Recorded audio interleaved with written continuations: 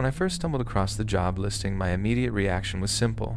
It had to be a scam. There was no other explanation. A night attendant position at the historic Arcadian Hotel. The requirements were strangely ordinary. Reliable. Detail-oriented. Trustworthy. 3 words that sounded harmless enough. But then I saw the payment. $500 per shift. $500. For working alone at a hotel overnight. The number sat on my screen for several minutes as I stared at it, trying to find the catch. Jobs like that didn't exist. Not unless there was something they weren't telling you. The pay was too high. The description was too vague. And the entire thing had the unmistakable feeling of a trap disguised as an opportunity. But desperation has a way of making people ignore their instincts. My bank account was nearly empty. Bills were piling up. And at that moment, $500 sounded less like a warning sign and more like a lifeline. So I applied. Honestly, I expected nothing to come from it. Maybe a fake company email. Maybe a request for personal information. Maybe some obvious scam attempt. Instead, less than 24 hours later, I received a response. Not only had they reviewed my application, they wanted to hire me. Attached to the email was a short questionnaire, a few basic questions. Nothing unusual. No interview. No background check. No phone call. Just a few minutes of paperwork before they sent another message confirming that I had been accepted. That was the first thing that felt wrong. It was too easy. People don't usually hire strangers to watch an abandoned-looking hotel overnight without asking more questions. But I ignored that feeling. At least I tried to. The day before my first shift, someone left an envelope outside my apartment door. No name. No return address. Just my apartment number written neatly across the front. I remember standing there for a moment staring at it. I hadn't heard anyone walk up. Hadn't heard footsteps in the hallway. Nothing. Just the envelope waiting for me. Inside was a small brass key. It was heavier than I expected. Old, cold. The kind of key you would imagine opening a door that hadn't been touched in decades. Along with it was a handwritten note. The handwriting was elegant and careful, almost like it belonged to another time. It read, "Congratulations and welcome to the Arcadian family. Enclosed is your master key. You will need this key to enter the building and access certain restricted areas of the hotel. Please arrive through the main entrance before 10:00 p.m. For orientation. Your first shift begins promptly at 11:00 p.m. Training materials are located behind the front desk through the door marked Staff Only. Please watch all materials before beginning your duties.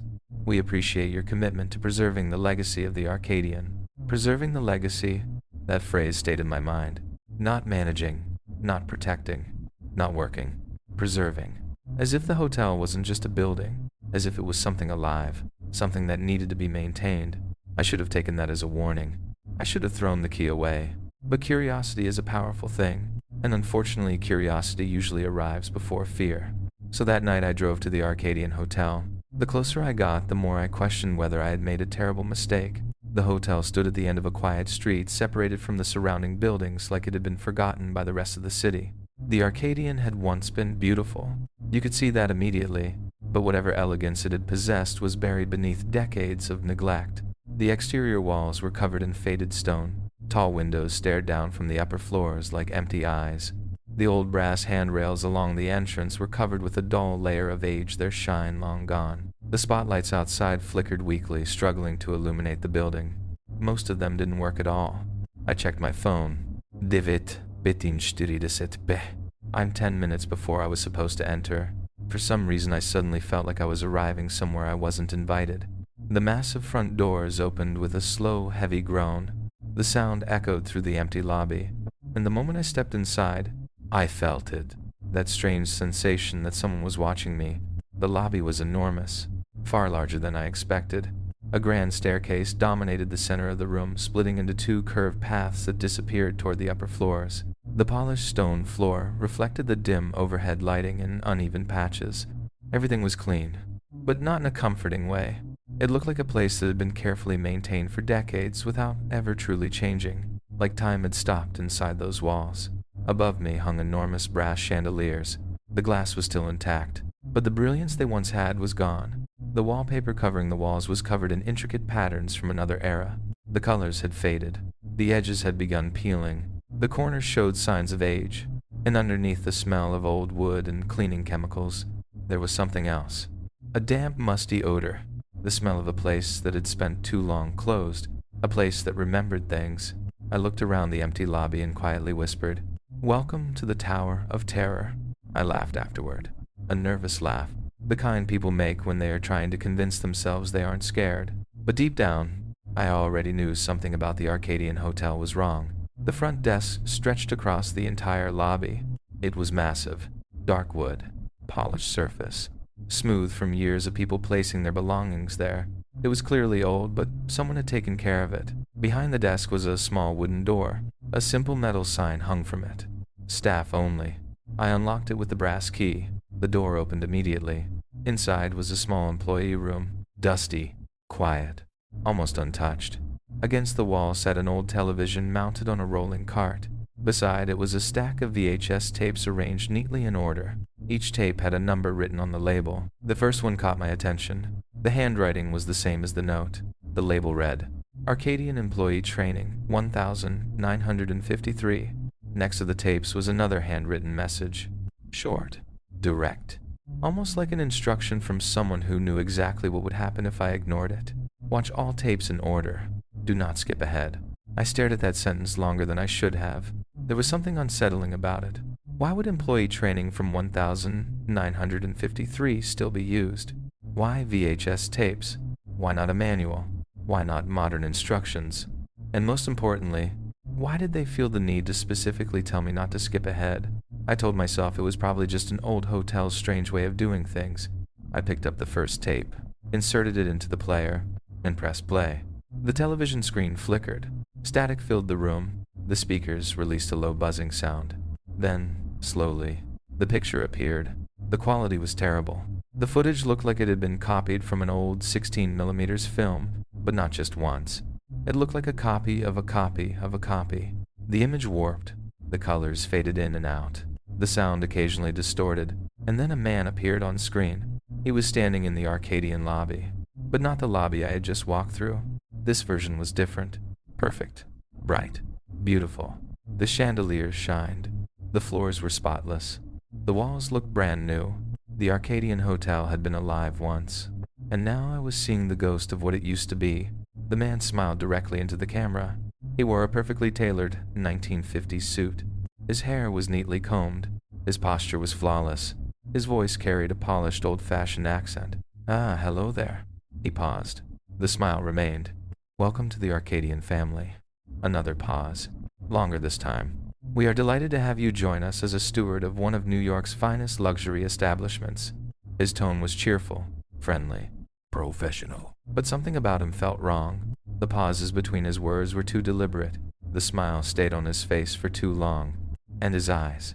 His eyes didn't look like they were speaking to an employee. They looked like they were watching someone, waiting. "Let's begin with a few simple procedures designed to keep our guests safe and comfortable."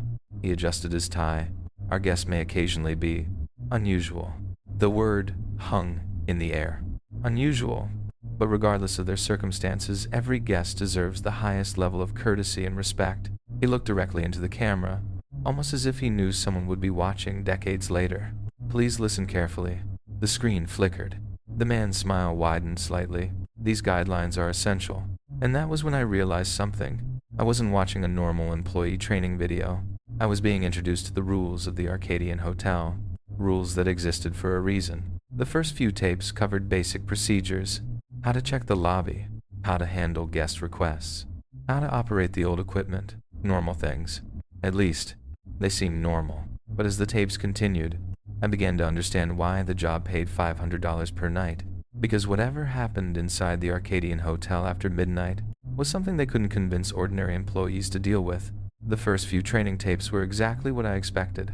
Almost disappointingly normal. They explained how to clean the lobby, how to speak politely with guests, how to handle check-ins and check-outs, and how to maintain the appearance of a luxury hotel. There were instructions on where to find extra supplies, how often to check the guest registry, and which areas required special attention during the night shift. Nothing strange. Nothing alarming. For a moment, I actually started feeling ridiculous for being suspicious. Maybe I had overreacted. Maybe the Arcadian Hotel was just old-fashioned. Maybe the strange feeling I had when I first walked in was nothing more than my imagination. Then I reached the final tape, and everything changed. The moment the screen flickered on, I noticed something different. The man in the suit was still smiling, still perfectly composed, still wearing that same cheerful expression. But now, I could see something behind it, something forced, like a person pretending to be happy because they were afraid of what would happen if they stopped pretending. "Congratulations on making it all the way through your training," he said brightly. "Wonderful job." He gave a small clap.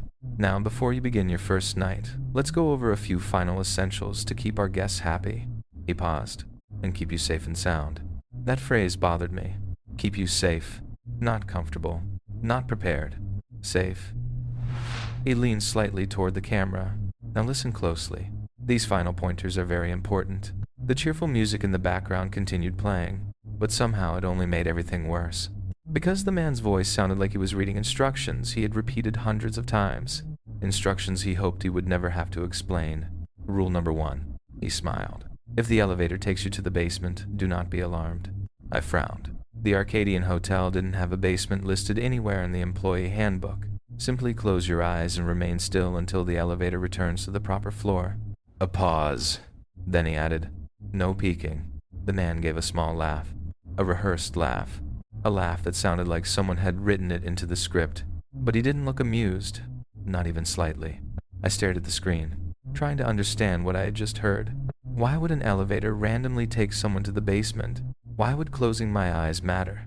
And more importantly, what exactly was I supposed to see if I looked? The video continued. Rule number 2. If you encounter a guest wandering the halls between the hours of 2:00 and 4:00 the morning, calmly escort them back to their room. His smile remained unchanged. Under no circumstances should you allow them near the front entrance. My hand stopped moving. I leaned closer to the screen. Use a firm approach if necessary. His voice became slightly lower. If they appear frightened or confused, simply reassure them that everything will be over soon. Everything will be over soon. Those words echoed in my head. I slowly looked around the empty staff room. The old television hummed quietly. The hallway outside was completely silent. And suddenly, I became very aware that I was alone. Very alone. The man continued.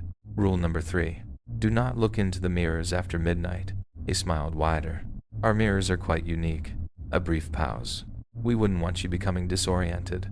I felt a chill move through me, not because of what he said, but because of the way he said it. He didn't say, the mirrors may be confusing. He said, we wouldn't want you becoming disoriented. Like losing your sense of reality was something that had happened before, like it was expected. Rule number 4. Every night, you must count all keys on the board. The screen showed him standing beside an old key rack. Make sure every key is accounted for. His expression became serious. Most importantly, there must always be 4 keys marked for the 10th floor. I paused the video. For a moment, I just stared. The 10th floor? That didn't make sense. The Arcadian Hotel only had 9 floors. I had seen the elevator panel when I entered. There was no 10th button. No 10th floor. Nothing. I pressed play again. If even one of those keys is missing, his voice lowered.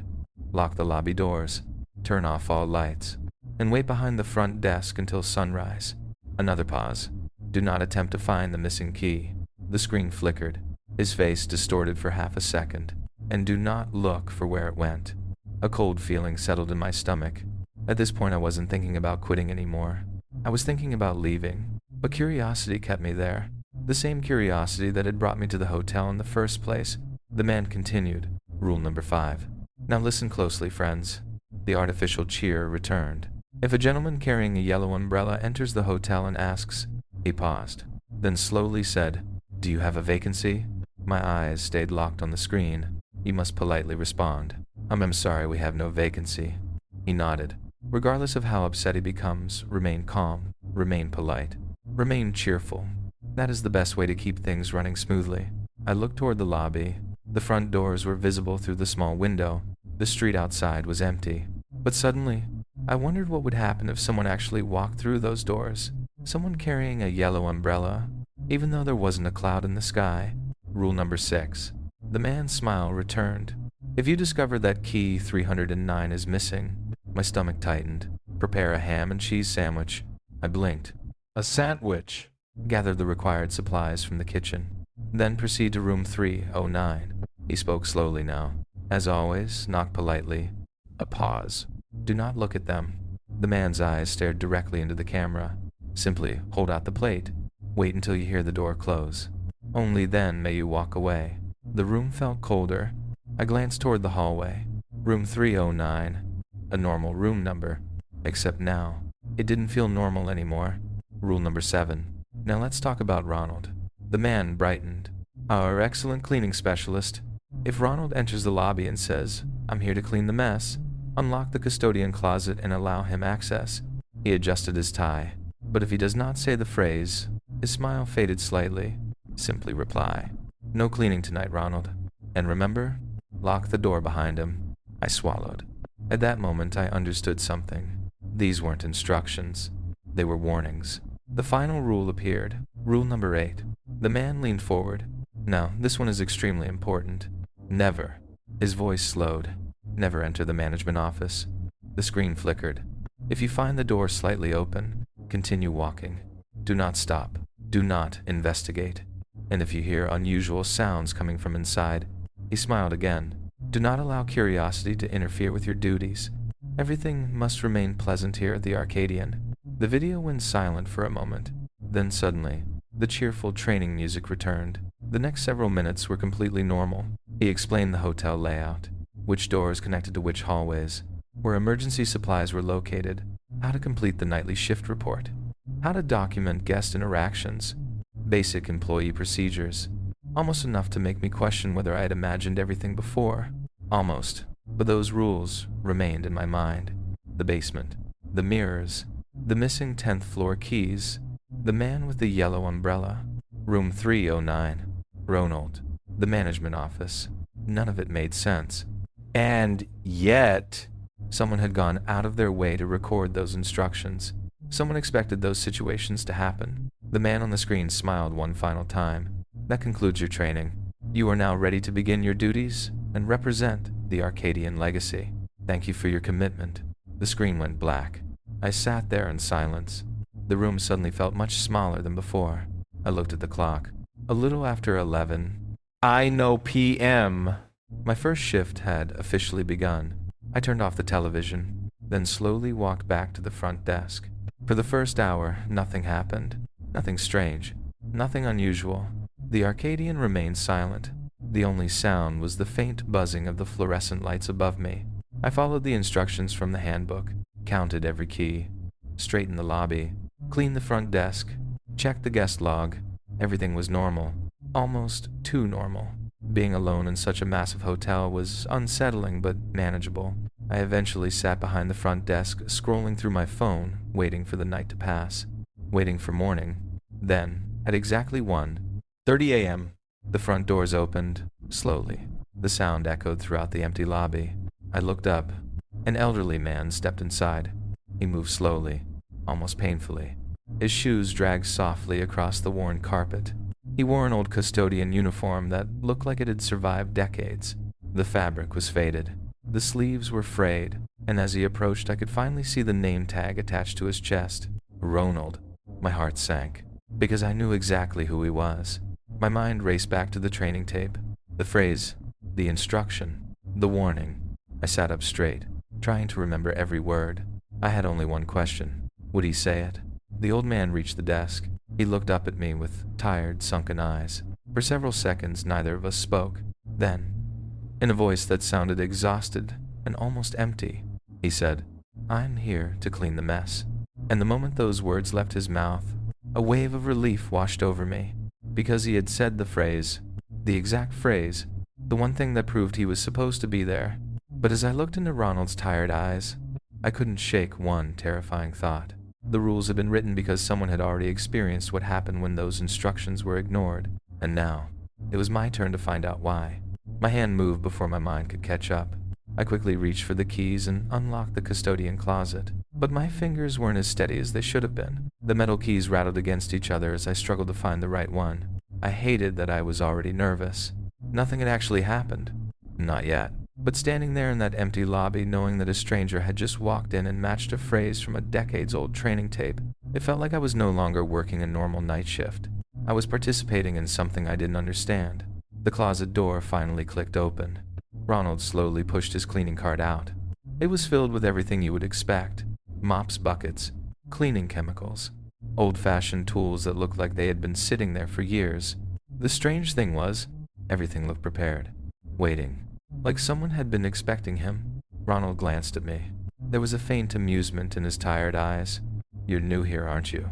His voice was rough, like he hadn't spoken to anyone in a long time. Yeah, I forced a small laugh. "First night."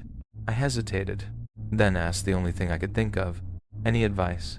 For a moment, Ronald simply stared at me, not in a threatening way, more like he was deciding whether there was anything he could say. Then he gave a small, almost sympathetic smile. "Just follow the rules." He gripped the handle of his cart. "And you'll be just fine, kid." The way he said it bothered me, not because it sounded reassuring, because it sounded like something someone would say before walking away from a dangerous place. He pushed the cart toward the elevator. The doors opened. He stepped inside. Then, just before they closed, Ronald looked back at me. For a split second, I thought he was going to say something else. Something important. But he didn't. The elevator doors slid shut with a quiet metallic sound. And just like that, I was alone again. Only this time, I wasn't just alone in an old hotel. I was alone in a place with rules. Rules that shouldn't have existed. Rules that someone had clearly written because something had already gone wrong. I returned to the front desk trying to convince myself that everything was fine. But almost immediately, I noticed something, a gap, a small empty space on the key rack. At first, I didn't understand what I was seeing. Then, my stomach dropped. The key for room 309 was gone. I stared at the empty hook. My brain refused to accept it. No, that couldn't be right. I quickly reached toward the rack, moving the other keys around. Maybe it had slipped behind another one. Maybe I had counted wrong. Maybe my nerves were getting to me. But the hook remained empty. Where the hell did it go? I whispered. My voice sounded strangely loud in the silent lobby. A cold bead of sweat formed on my forehead. I had only been away from the desk for a few minutes. A few minutes. Had someone entered while I was with Ronald? Had someone taken it? Or had it disappeared while I wasn't looking? That last thought was the one I didn't want to consider. I immediately grabbed my notes. My hands moved quickly as I searched through the rules from the training tape. Then I found it. The one I had hoped I would never need. If key 309 is missing, prepare a ham and cheese sandwich. Bring it to room 309. Knock politely. Do not look at them. I read it again. Then again, waiting for the words to somehow become less insane. They didn't. Every instinct in my body told me to ignore it, to leave, to walk straight out those doors and never come back. But another part of me understood something. Those rules existed because someone before me had followed them. And if I broke them, I had no idea what would happen. So I went to the kitchen. The strangest part was how normal it looked. The hotel was practically abandoned. The lobby felt like a forgotten relic. But the kitchen was fully stocked. Shelves were packed with canned food. Fresh ingredients filled the refrigerators. Everything was organized, prepared, like the hotel wasn't empty at all, like it was waiting for guests who never arrived. I quickly gathered what I needed: bread, ham, cheese, a plate. Nothing fancy, nothing unusual, except for the fact that I was making a sandwich because an old training video told me to deliver food to a room where a missing key had somehow appeared. I finished preparing it, then stood there for several seconds holding the plate, trying to decide if I was really about to do this. Finally, I took a deep breath and headed toward the elevator. The button for the 3rd floor lit up. The elevator groaned as it moved. The lights above me flickered. Once, twice, like the old building was struggling to keep itself alive. When the doors opened on the 3rd floor, I immediately noticed the difference. The lobby had felt old. The 3rd floor felt abandoned. The hallway stretched endlessly in both directions. The carpet absorbed the sound of my footsteps, almost completely. I don't know why, but I found myself walking slower, quieter, like I was afraid the hallway itself might hear me. Room 309 was at the end of the corridor. By the time I reached the door, my heart was pounding so hard I could feel it in my ears. I lifted my hand, knocked, and waited. Nothing. For a moment I wondered if anyone was even inside. Then I heard movement, slow movement, something shifting behind the door. A pause. Then the lock turned. The door began to open, and immediately I lowered my eyes. I didn't hesitate. I didn't question it.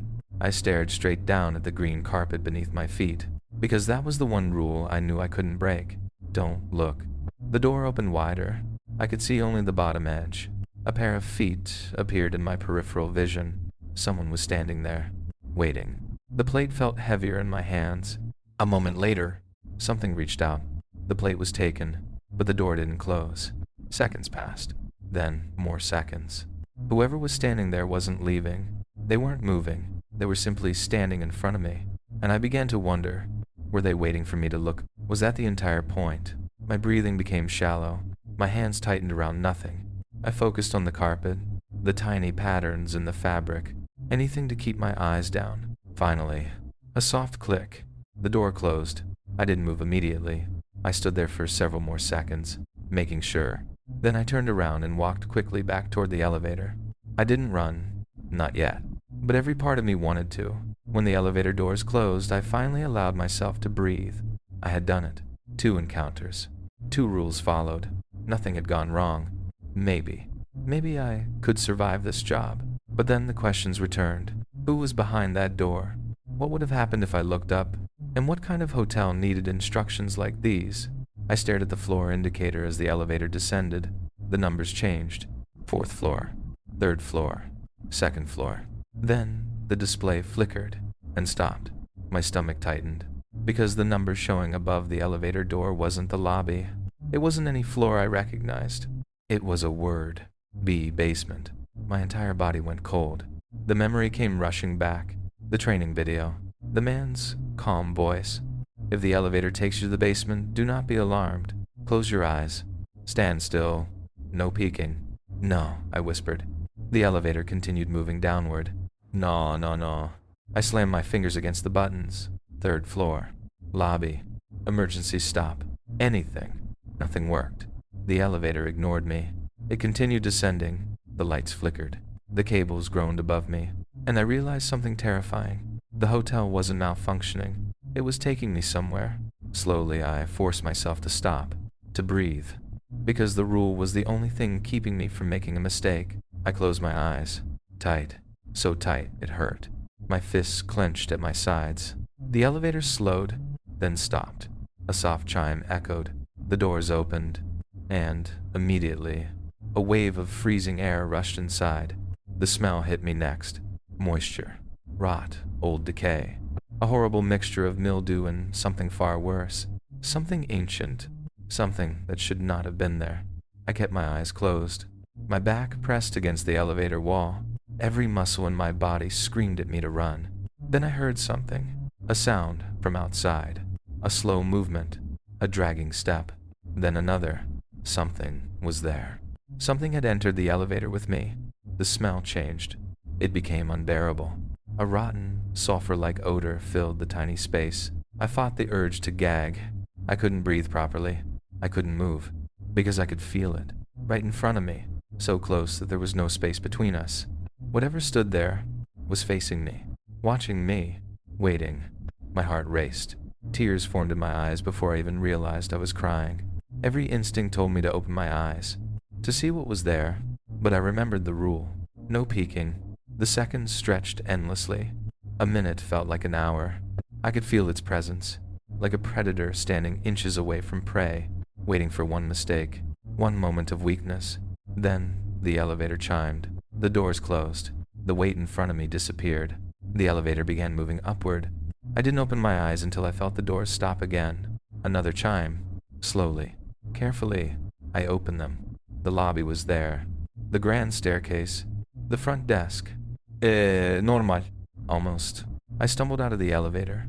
I wiped the tears from my face. I didn't care anymore. I was done. I was quitting.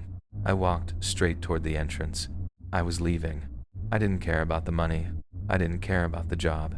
I didn't care what they thought. Then I noticed something. The sky outside was beginning to brighten. Morning had arrived, and sitting quietly on the front desk was a small envelope waiting for me. I still don't know how the rest of that night passed so quickly. Maybe it was because my mind was too overwhelmed to process anything anymore. Maybe it was because I was too focused on one simple thought. Get out. I didn't stop to investigate. I didn't look back. I didn't care about the strange rules, the impossible things I had witnessed, or the questions screaming inside my head. I grabbed the envelope from the front desk and walked straight out of the Arcadian Hotel. The moment the doors closed behind me, the morning sunlight hit my face. And for the first time in hours, I felt safe. Real sunlight. Real air. The kind of normal things I had taken for granted before spending a single night inside that place. I stood outside for a moment, breathing heavily. My hands were still shaking. My eyes were still burning from the tears I had tried to hold back. I looked down at the envelope. Part of me didn't even want to open it. It felt like accepting whatever was inside meant accepting that I would come back. But curiosity won. Slowly, I opened it. Inside was something I never expected. Cash, $1,000, $500 for my shift, and another $500 for the next night. Along with it was a small note. The handwriting was neat. Professional. Almost too calm considering everything that had happened.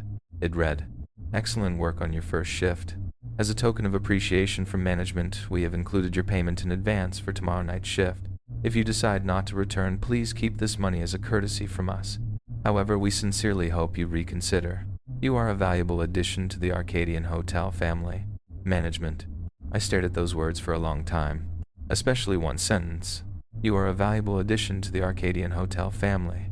Family. That word felt strangely wrong, because families don't usually send people into haunted buildings with rules about missing keys, invisible guests, and elevators that take you somewhere they shouldn't. At that moment, I was certain. I was done. There was no amount of money worth going back there. I was never stepping foot inside that hotel again. At least, that's what I believed. Until I got home. My apartment felt painfully small compared to the Arcadian, but somehow it felt comforting. Safe, I placed the money on my coffee table and just stared at it. $1,000. Enough to pay overdue bills. Enough to buy groceries. Enough to breathe for a little while. And that's when reality started fighting against fear. I paced around my apartment for hours. Every few minutes my mind replayed the same moments. The elevator. The basement. The smell. Whatever had stood in front of me while I kept my eyes closed. I couldn't sleep. Every time I closed my eyes, I imagined opening them. I imagined seeing what was waiting there. The nightmares started almost immediately. And yet, the money sat there. Silent. Tempting. A reminder of why I had taken the job in the first place. My fridge was almost empty. My bills were stacking up.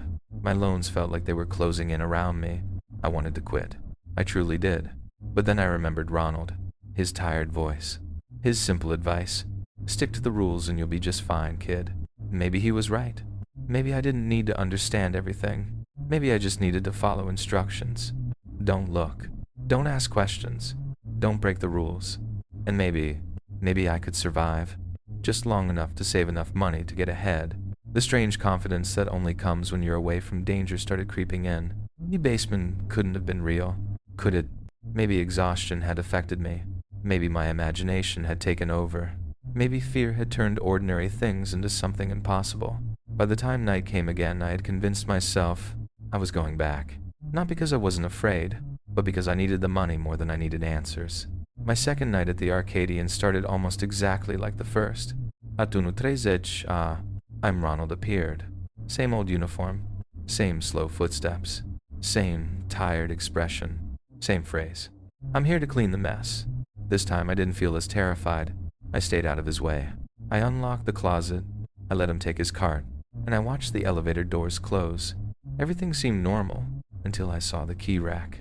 The empty space. Again. Room 309. The key was missing. A cold feeling returned immediately. Even though I knew what to do this time, knowing the rules didn't make them less terrifying. It only confirmed that they were real. I walked into the kitchen, and once again I couldn't ignore the strangest detail. The kitchen was fully stocked. Fresh ingredients. Fresh bread. Everything organized perfectly. But who was maintaining this place? Who was bringing supplies into a hotel that seemed almost abandoned? Who was preparing for guests nobody ever saw? I forced myself not to think about it. Questions were dangerous here. I made the sandwich, picked up the plate, and headed to the third floor. The routine repeated. The elevator ride, the empty hallway, the silence, the knock, the waiting. The door opened, and again, I lowered my eyes. This time the person behind the door waited even longer, much longer. I could feel it. They weren't just taking the food. They were testing me, waiting for me to break, waiting for curiosity to win. But I didn't move. I didn't look. Eventually, the door closed. I walked away. And this time, I didn't take the elevator back. Absolutely not. There was no chance I was risking another trip to the basement. I took the stairs, one floor at a time, slowly, carefully, counting every step. When I finally returned to the lobby, I realized something. I had survived. Again, and a dangerous thought entered my mind. Maybe I had this figured out. Maybe the job wasn't impossible. Maybe the hotel wasn't trying to hurt me. Maybe all I needed was discipline. Follow the rules. Don't investigate. Don't panic. Simple. By the time my third night arrived, I walked into the Arcadian feeling almost confident. Another $500. Another night survived. I actually started believing I understood the system. The next few shifts passed quietly. Nothing major happened. Ronald came. The cleaning routine happened. The rules stayed silent. And slowly, the fear started fading. That was probably the biggest mistake I made. Because fear exists for a reason. Sometimes fear is the only thing warning you that you're standing too close to something you don't understand. The nights began blending together. My sleep schedule collapsed. I stopped knowing what day it was. Everything became a cycle. Wake up. Go to work. Sit in the empty lobby. Wait for something impossible to happen. Then return home exhausted. I wanted to quit. But every time I looked at my bank account, I stayed. In just a few nights, I had earned more than I normally made in weeks. The Arcadian was terrifying, but it was also paying me, and that was enough to keep me coming back. Until my sixth shift, because night 6 was different. The moment I entered the hotel, something felt wrong. I couldn't explain it. The building felt quieter, heavier, like it was waiting. Not long after midnight, Ronald arrived. At first I felt relieved. Seeing another person in that massive empty hotel had become strangely comforting. Avon, Ronald. Even someone who appeared out of nowhere and followed rules from a decades-old tape. But then I noticed something. Ronald looked different. His uniform wasn't worn. It was freshly pressed, clean, almost new. His usual slow-dragging walk was gone. Tonight he moved with purpose, confidence. When he reached the front desk, he smiled. A wide smile, too wide. Time to get this place spick and span. I froze. My entire body went still. Because Ronald had never said that before, not once. My mind immediately searched through the training video, the rule, the exact words. Then I remembered. If Ronald doesn't say the phrase, don't let him clean. I stared at him. His smile didn't move. His eyes remained fixed on mine, waiting, testing. Then I said, no cleaning tonight, Ronald. The second those words left my mouth, his smile disappeared. Completely. The friendly expression vanished. His face became cold, angry, almost hateful. Through clenched teeth, he repeated, it's time to get this place spick and span. My heart started racing. Every instinct told me something was wrong. I forced myself to speak again. No cleaning tonight, Ronald. This time my voice shook. It sounded less like a command, and more like a desperate request. For several seconds, Ronald didn't move. He simply stared. Then slowly, he stepped backward, still watching me, still smiling slightly. But now there was something else in his expression. Resentment. He reached the door, opened it, and left. I waited. 5 seconds. 10. Then I locked the door. My hands were trembling. What was wrong with him? What had changed? And more importantly, what would have happened if I had let him inside? I thought I understood the Arcadian. I was wrong. That night I decided I needed answers. Not because I was brave, because I was tired of being afraid of something I didn't understand. Maybe exploring would help. Maybe there was a logical explanation. Maybe I could find something that proved I was overreacting. With the master key in my hand, I left the front desk. The hotel felt completely different when you weren't waiting behind the counter. Every hallway seemed longer. Every shadow seemed deeper. I passed faded wallpaper, rusting brass decorations, remnants of a luxury that had disappeared decades ago. On the second floor, I found the ballroom. The doors opened easily. Inside was a massive room, frozen in time. Dust covered everything. Tables sat untouched. A giant chandelier hung above me, its crystals cloudy and covered in cobwebs. I ran my fingers along the edge of one table. A thick layer of dust coated my hand. It felt like I might have been the first person to touch it in years, maybe decades. I tried to imagine what the ballroom looked like when it was alive. People dancing, music playing, guests laughing. A completely different Arcadian, a living Arcadian. As I continued exploring, I noticed something strange. Most doors opened easily with the master key, but some didn't. No matter how hard I pushed, no matter how I turned the key, they refused. Almost like they weren't locked, almost like they were sealed, like something behind them didn't want to be found. Eventually, I reached the 7th floor, and that's when I stopped. Room 713. A voice came from inside. Quiet, faint, but unmistakable. Someone was speaking. No, not speaking. Pleading. The voice sounded desperate, panicked. I stepped closer. My hand almost reached for the door. Then suddenly, silence. The voice stopped. Completely. My breathing froze. Every instinct in my body screamed at me to walk away. And then I heard footsteps. Heavy footsteps, slowly approaching the other side of the door. One step. Another. Then they stopped. Right in front of me. I stood frozen in the hallway, my back pressed against the wall, because I knew whoever was inside was now standing on the other side of the door, looking at me through the peephole. I wanted to leave. I knew I should leave, but my body refused to move. And then the doorknob twitched, just slightly, barely noticeable, but enough. Enough to tell me one terrifying thing. Something inside room 713 was trying to open the door. No, the word escaped my mouth before I even realized I had spoken. I didn't wait. I didn't investigate. I didn't need another answer. Whatever was behind that door, whatever had been waiting for me to open it, I wanted no part of it. I turned around and hurried down the hallway, walking faster with every step until I finally reached the stairwell. Only when the door slammed shut behind me did I allow myself to breathe. I tried convincing myself afterward that it was nothing, a trick of the mind. A combination of exhaustion, stress, and too many nights spent alone in a massive abandoned hotel. That was what I wanted to believe. But deep down, I knew what I heard. I knew there had been someone inside room 713, and I knew whatever was in there had known I was standing outside. I had no intention of staying long enough to find out what it was. After leaving the 7th floor behind, I continued my exploration upward. The 8th floor offered nothing new. Just more empty hallways, more faded wallpaper, more doors that looked like they hadn't been opened in years. The same dim lighting, the same heavy silence. Eventually I reached the 9th floor. It looked exactly like the others. Old wooden doors stretched along the hallway.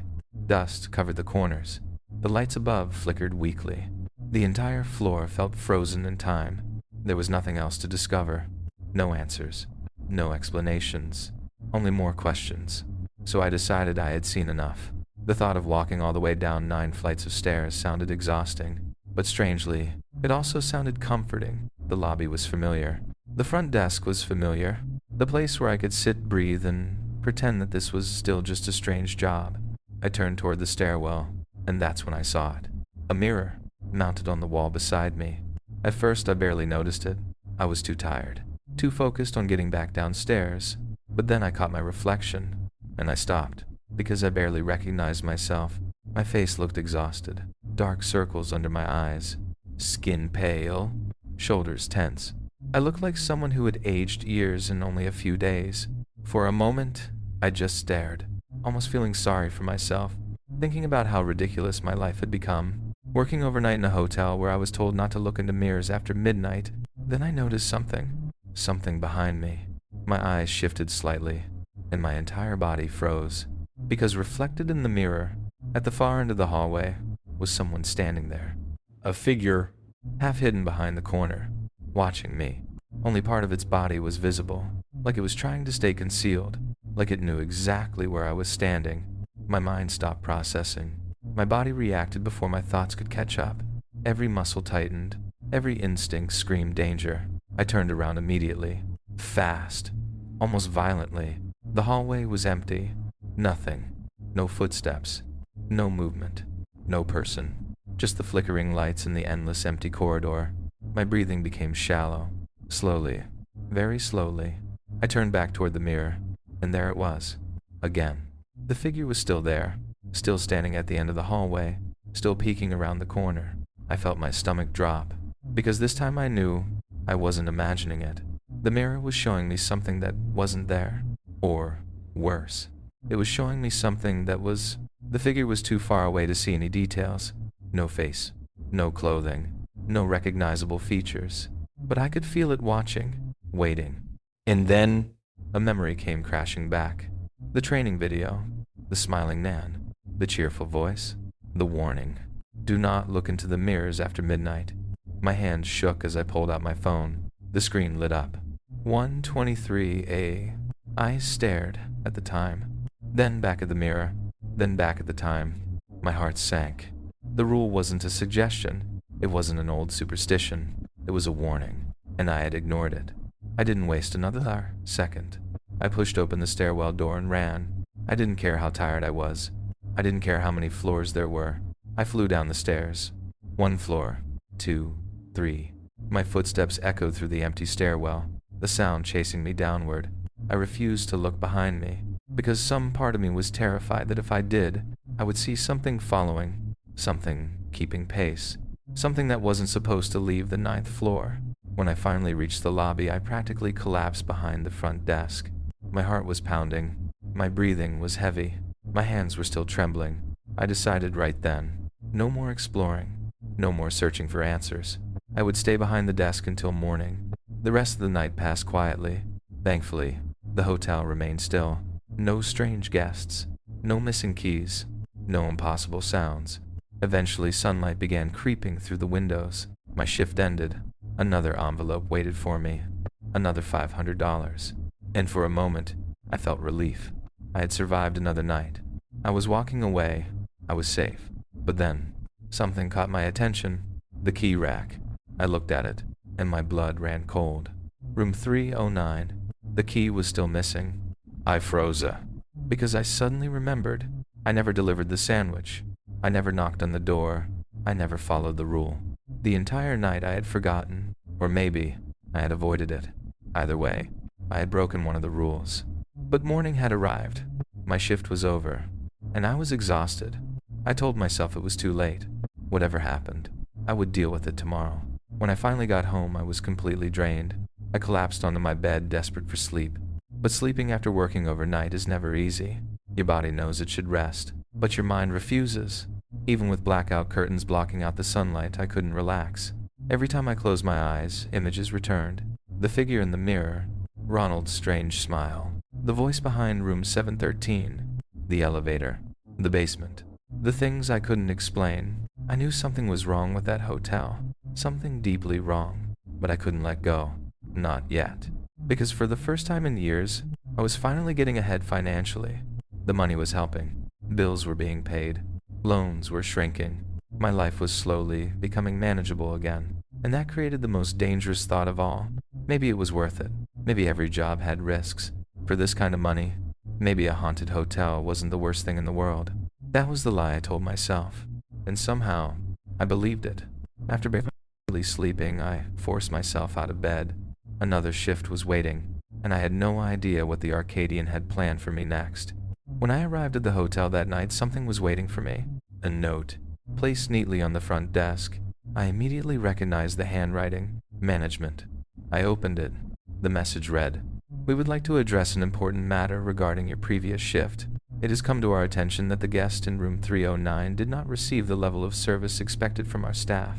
As you know, strict adherence to established rules and procedures is essential. These guidelines exist to ensure the comfort of our guests, protect the reputation of the Arcadian Hotel, and most importantly, ensure your own safety. Please remember the importance of following all rules carefully. Due to recent circumstances, we strongly advise avoiding the kitchen area for the next 24 hours. Additionally, we are pleased to announce upcoming renovations as part of our commitment to restoring the Arcadian Hotel to its former glory. A grand reopening will take place in the coming weeks. Thank you for your continued dedication. Management." I read the note twice, then a third time. My frustration slowly turned into anger. "It's just a damn sandwich," I muttered. That was all. A sandwich. And somehow failing to deliver one had earned me a warning. But one sentence bothered me more than anything. Protect your own safety. Why? Why would a sandwich affect my safety? Why tell me to avoid the kitchen? What was happening there? The more I thought about it, the more irritated I became. Part of me wanted to quit immediately, walk out, never return. But then I remembered the money, the bills, the relief it had brought. Every time I got close to leaving, the paycheck pulled me back. Just one more night, just a little longer. That was how it started. While I was still standing there lost in thought, the front doors opened. Ronald entered. But this time, he looked normal again. The old uniform, the tired posture, the slow shuffle, almost like the strange Ronald from the previous night had never existed. He walked through the lobby without stopping, no hesitation. no strange smile. He reached the desk and said the familiar words, "I'm here to clean the mess." Then he continued toward the custodial closet, but this time I followed him because I needed answers. As Ronald gathered his supplies, I finally worked up the courage to speak. "Hey," I cleared my throat. "Ronald." He stopped, slowly turned. "Can I ask you something?" He looked at me, waiting. "What was with you last night?" I hesitated. "You seemed—" I searched for the right word. "Different." For several seconds, Ronald said nothing, and the silence that followed felt heavier than any answer he could have given. "And what about all these rules?" I hesitated. The question had been sitting in my mind since the first night. Every strange instruction, every impossible situation, every warning that sounded less like workplace policy and more like survival advice. I looked at Ronald. What are they really for? The moment the words left my mouth, his entire expression changed. It was subtle, almost impossible to notice, but I saw it. The tired old cleaner disappeared for a second, and something else replaced him. Something serious. Something afraid. Ronald looked at me sharply, the kind of look that immediately told me I had asked the wrong question. "Listen, kid." His voice dropped lower. "Don't go searching for answers." He glanced toward the empty lobby, then toward the hallways, almost like he was worried someone else might hear us. "Don't ask questions." His eyes returned to mine. "Just do your job, follow the rules, collect your money, and keep your head down." He paused, then said quietly, "It's for your own good." There was something in his voice that bothered me more than the words themselves. Ronald wasn't trying to scare me. He was warning me. And when someone who knows a place better than anyone tells you not to look deeper, you listen. His eyes moved around the room again, and for just a moment, I saw it. Fear. Real fear. Then, like he had said too much, Ronald turned away. He grabbed his cleaning cart, started whistling some old tune, and went back to work, pretending the conversation had never happened. I returned to the key rack while Ronald cleaned. This time I didn't rush. I counted slowly, carefully, touching every single key. I wasn't going to make another mistake. Not after room 309. Not after everything that happened when I ignored one simple instruction. I pulled out a small notebook. Then I wrote down every rule, every single one. The basement, the mirrors, the missing keys, the yellow umbrella, room 309, Ronald, the management office. I didn't trust my memory anymore, because in the Arcadian Hotel, forgetting one rule could mean the difference between finishing your shift and not making it to morning. Around 1:00 a.m., the silence broke. A loud metallic crash came from the kitchen. I immediately looked up. The sound wasn't subtle. Something heavy had fallen. My first instinct was to stand, to investigate. Then I remembered the note. Avoid the kitchen at all costs for the next 24 hours. I froze. The kitchen, the one place I was specifically told not to enter. A few seconds passed. Then another sound, louder. Something slammed against the floor. Then came a scraping noise, like something heavy was being dragged across the tiles. Then a series of sharp crashes, plates breaking, glass shattering, metal hitting the ground. Not one accident, not something falling off a shelf. It sounded like something was tearing through the kitchen, searching, destroying, looking for something. I stayed behind the desk. Every instinct told me to move, but I didn't, because the note wasn't a suggestion. It was a warning. Eventually, the noise stopped. The silence afterward was somehow worse. I sat there listening, waiting for another sound, another crash, another sign that something was still inside, but nothing came. Whatever had been in the kitchen had either found what it wanted, or had simply decided it was finished. A few minutes later, the front doors opened, and the person who walked in made my blood run cold. A man, middle-aged, wearing a bright Hawaiian shirt, carrying a worn leather bag in one hand, and holding a yellow umbrella in the other. My entire body went still. The rule came back instantly. Rule number 5, the yellow umbrella. I reached for my notebook even though I already knew what it said. I had started checking it constantly.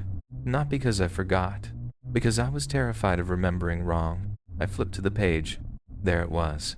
If a gentleman with a yellow umbrella enters and asks, "Do you have a vacancy?" politely respond, "I'm sorry, we have no vacancy." No matter how upset he becomes, remain calm and cheerful. I kept the notebook open beside me. The man stepped further into the lobby. He shook the umbrella gently over the floor. then closed it. He looked around the old hotel. Well now, he smiled. Sure is a storm out there tonight. The strange thing was, it wasn't raining, not even a little. He placed his leather bag down beside the desk, then looked at me, still smiling. Do you have a vacancy? My mouth felt dry, but I answered, I'm sorry. I forced myself to smile. We have no vacancy. The man stared at me. For a moment he looked confused. Then he chuckled. Oh, come on, son. His tone was friendly, almost playful. Surely you've got something. He leaned closer. I don't take up much space. A pause. You wouldn't even know I was here. Every instinct inside me screamed. But I looked down at the notebook, then back at him. I'm sorry. My voice was steadier this time. We have no vacancy. The smile remained. But something about it changed. It became deliberate. Artificial. Like he was forcing himself to keep it there. You don't want to send a man back outside in weather like this, do you? He straightened. A small laugh escaped him. Just one room. I repeated the phrase. I'm sorry. We have no vacancy. The friendliness disappeared. Only for a second. But I saw it. A flash of anger. Then, carefully, he rebuilt the smile, like he was putting a mask back on. For a moment, it felt like we were both trapped, both following different sets of instructions, both waiting to see who would break first. He tapped his fingers against the counter, thinking, trying to decide what to do next. Before he could speak, I said it again. I'm sorry. We have no vacancy. This time my voice sounded less confident, more apologetic, almost like I was asking him to forgive me. And that's when something changed. Completely. The man placed both hands on the counter, lowered his head, slowly shook it, then looked back up. The smile was gone. His face was filled with anger. Not disappointment, not frustration, rage. For a second I genuinely thought he was going to come over the desk. Then he turned away. Hard, his shoulder hit a nearby chair. It fell across the floor. He walked toward the seating area, pushed over a small table. A lamp crashed to the ground. Glass shattered. He continued moving through the lobby, not randomly, almost like he was following a path, destroying everything in his way. Under his breath he muttered, I couldn't hear all of it, only pieces. No vacancy. No vacancy. Then louder, that's not how it's supposed to go. He said something else. Something about hospitality. Something about standards. Something about the way things were supposed to be. But I couldn't understand the rest. Eventually he stopped, turned toward the entrance, and without another word, he walked out, still carrying the yellow umbrella, still holding the leather bag. The doors closed behind him. The second they did, I moved. I was out from behind the desk immediately. I locked the first bolt, then the second, then checked them again. And again, even though I knew they were already locked. I spent the next several minutes fixing the lobby, putting the furniture back, picking up the broken lamp, trying to erase any evidence that something impossible had just happened. Then I returned behind the desk and stayed there. I didn't move. I didn't explore. I didn't ask questions. I just listened, the air conditioning turning on, then off, the faint hum of electricity, the silence between sounds. Eventually, my exhaustion caught up with me. My head started dropping. I would wake myself, sit up, look around, try to stay alert, but every time, the tiredness returned, until eventually, I stopped fighting. I woke up suddenly, sitting upright, confused. For a moment I didn't know where I was. Then everything came back. The hotel, the rules, the night. I wiped my face and forced myself awake. The clock showed a little after 3, 2:00 a.m., just a few more hours. I looked around the lobby. Everything seemed normal. The desk, the doors, the key rack. Then I noticed something wrong. One of the keys was missing. My eyes moved closer. My stomach dropped. A 10th floor key. Gone. Oh shit. I stood so quickly my chair slammed backward. I rushed to the key rack, checked underneath, checked behind it, checked the floor. Maybe it had fallen. Maybe it slipped somewhere. Maybe I had missed it. I ran my fingers along every empty space. Slowly, carefully. Nothing. I checked beneath the desk, behind the counter, along the baseboards, every corner, every shadow. I searched the lobby, under the tables, near the chairs, around the stairs, behind the plants, along the walls, near the entrance, anywhere that key could have fallen, but it wasn't there.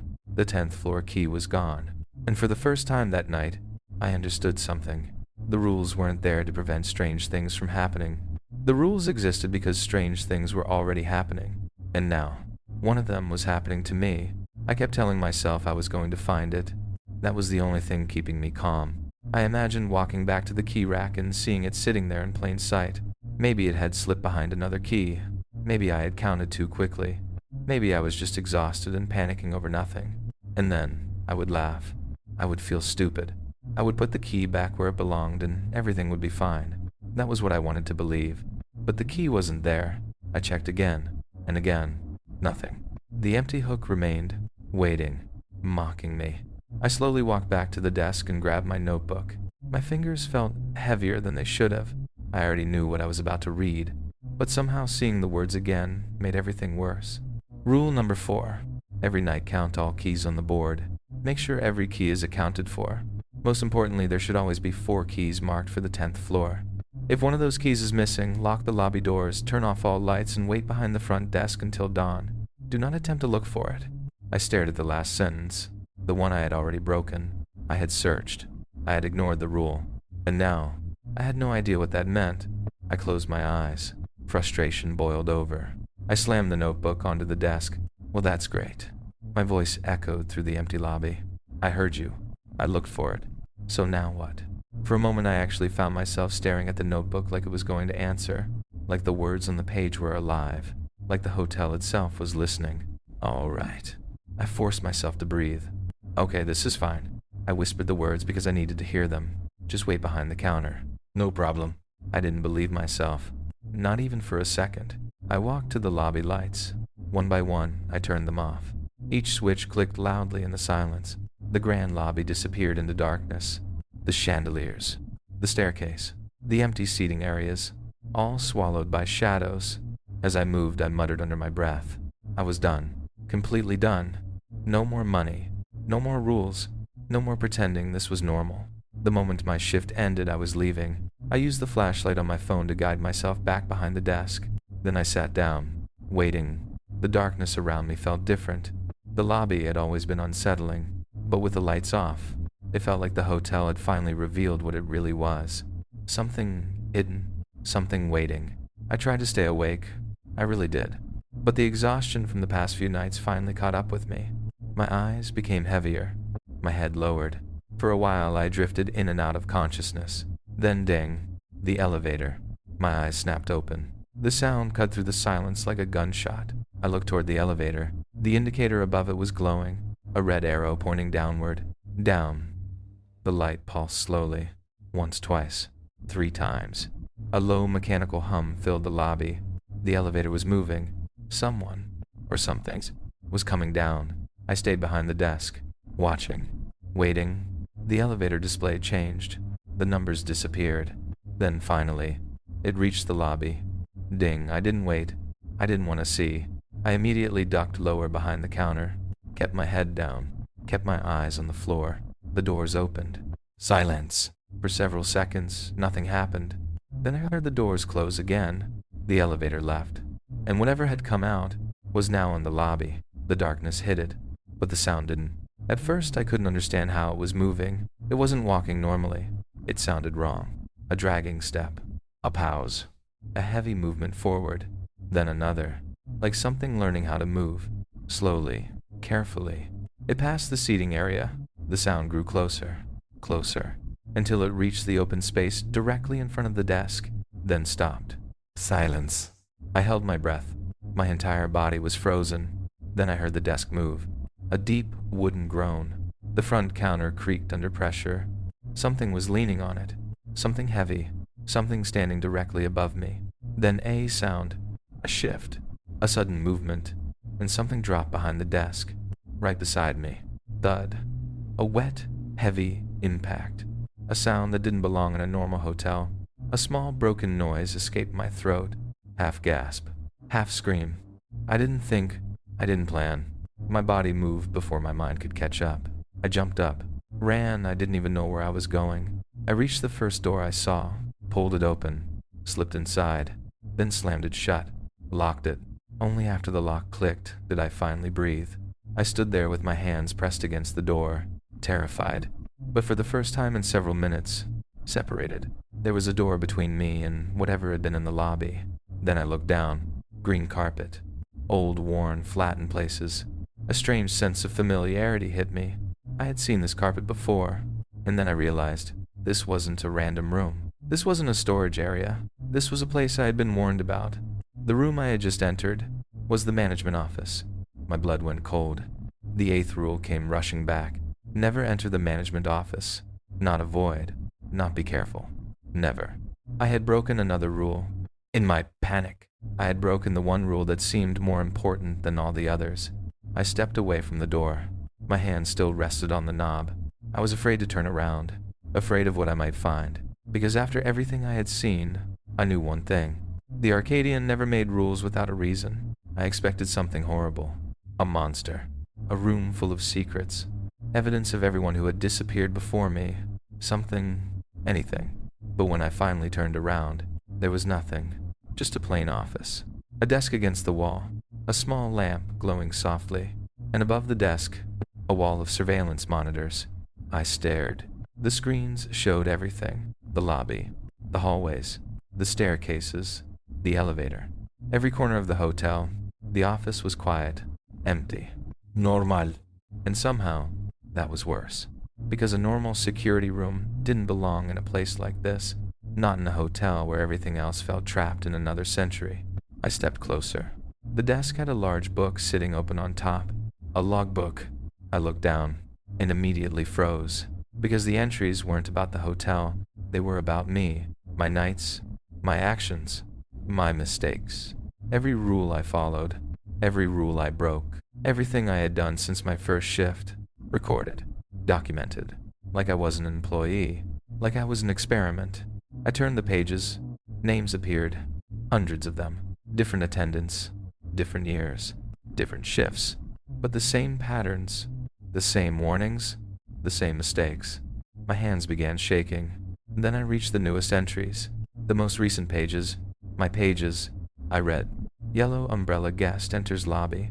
Attendant denies vacancy according to protocol. Guest escalation begins. Lobby disturbance recorded. Guest exits premises. Front entrance secured. I kept reading. My throat tightened. Attendant falls asleep behind front desk. Attendant wakes. 10th floor key discrepancy detected. Searching for missing key initiated against protocol. I stopped. Because I knew what came next. Attendant attempts to regain Rule 4 compliance. Lights disabled. Lobby secured. Then, the final entry. The one that made my entire body go cold. Elevator activation detected. Upper floor guest enters lobby. Attendant disobeys Rule 4. Abandons instructed position behind desk. Attendant disobeys Rule 8. Enters management office. I stared at those words. Unable to move. Unable to breathe. Because the log wasn't predicting what I might do. It was recording what I had already done. I stepped away from the desk. Slowly. Carefully. And that's when I felt it. That feeling. The feeling of being watched. But this time, it wasn't subtle. It wasn't the uncomfortable sensation of someone staring from across a room. It was immediate. Complete. Like I had walked into a room and suddenly realized someone had been standing behind me the entire time. I didn't know where the feeling came from. I didn't know who was watching. But I knew one thing. I wasn't alone. That was the moment I made my decision. I was leaving. No more answers. No more investigating. No more trying to understand this place. I didn't care about the money. I didn't care about the job. I didn't care what happened afterward. I just wanted out. I moved toward the door quickly. I refused to look back. My hand grabbed the handle. I prepared myself. I expected something to be waiting outside. Something standing in the dark hallway. Something blocking my escape. I opened the door, ready to run. But the lobby was exactly the same. The lights were on. The air conditioning hummed softly. The front desk stood untouched. Everything looked normal. Almost painfully normal. I stepped out, not running. Not because I wasn't afraid. Because something else had replaced the fear. Anger. Frustration. Exhaustion. I had reached the point where fear no longer controlled me. I walked into the center of the lobby and finally shouted, "I'm done." My voice exploded through the empty space. You hear me? I'm done. I quit. The words echoed up toward the balconies, toward the dark hallways, toward the rooms that had been watching me all night. And then I walked toward the exit. I didn't wait for a response, because I already knew something. The Arcadian Hotel had been waiting for me to break the rules, and now I had done exactly that. I left the hotel without looking back. Not once. I didn't want to see the old stone walls. I didn't want to see the dark windows staring down at me. And more than anything, I didn't want to find out if something was standing there watching me leave. The walk back to my apartment felt longer than it should have. Every shadow made me tense. Every passing car made me turn around. Every sound behind me made my heart jump. A distant footstep, a door closing somewhere, the wind moving through the empty streets. My mind turned every little thing into a warning, because after everything that happened inside that hotel, I wasn't sure where the rules ended and where they followed me. By the time I reached my apartment, I was exhausted, not just tired, completely drained, like every bit of energy I had been holding on to during those nights had finally disappeared. I locked the door behind me, then locked it again. I stood there for a moment, staring at the deadbolt, feeling ridiculous, feeling paranoid, but I couldn't shake the thought that maybe it wouldn't matter. Maybe whatever was connected to that hotel didn't need doors to get inside. I don't remember changing clothes. I don't remember getting into bed. At some point, my body simply gave up. I collapsed, and sleep took me. I don't know how long I was asleep, but eventually, a sound pulled me awake. A knock. 3 slow knocks against my apartment door. My eyes opened instantly. For a few seconds, I didn't know where I was. The hotel, the basement, the elevator, the office, the rules. Everything came rushing back. Then another knock, softer this time, waiting. I sat up slowly. My heart was already racing. Nobody should have known where I lived. I hadn't given my address to anyone at the hotel. I hadn't told Ronald. I hadn't told management. So, who was outside? I got out of bed quietly and walked toward the door. Every step felt louder than it should have. When I reached the peephole, I hesitated. Then I looked. At first, nothing. Just an empty hallway. The old apartment lights flickering softly above the carpet. I was about to step away. Then I saw something. At the far end of the hallway, a person, or at least, I thought it was a person. I only caught a glimpse. A dark shape standing near the corner, watching, waiting. But before I could focus on any details, it moved, slowly turning away, then disappearing around the corner. I stayed frozen at the door, my hand still resting on the lock, my mind trying to convince me that I had imagined it, that exhaustion had finally caught up with me, that I was seeing things. But then I noticed something sitting on the floor outside my door. An envelope. I waited. A long time. Too long. Listening for footsteps. Waiting for another knock. Waiting for anything. But the hallway remained silent. Eventually I unlocked the door just enough to reach outside. I grabbed the envelope, then immediately closed and locked the door again. My hands were shaking. I already knew what was inside. I didn't want to open it. But I did. Because some part of me needed to know. Inside was $500 cash and a handwritten note, the final payment, the final message. I unfolded the paper and began reading. We would like to take a moment to thank you for your wonderful service at the Arcadian Hotel. We truly appreciate the effort, dedication, and care you demonstrated during your time with us.